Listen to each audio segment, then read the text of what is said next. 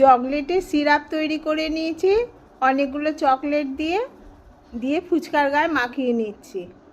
Chocolate fuchka করব বলে সেই জন্যে এটা চকলেটটা মাখিয়ে নিয়ে কিছুক্ষণ ফ্রিজে রেখে দেবো যাতে চকলেটটা ফুচকার সঙ্গে সেট হয়।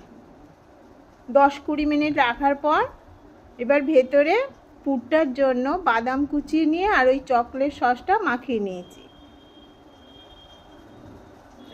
ফুচকায় আলু দেওয়ার বদলে চকলেট আর বাদাম তৈরি করে নিয়ে ভেতরে পুরের মতো দিয়ে দিলাম। দিয়ে এবার প্লেটে সাজিয়ে নিলাম।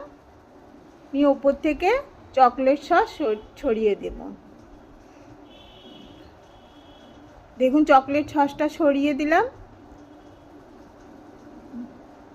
এটা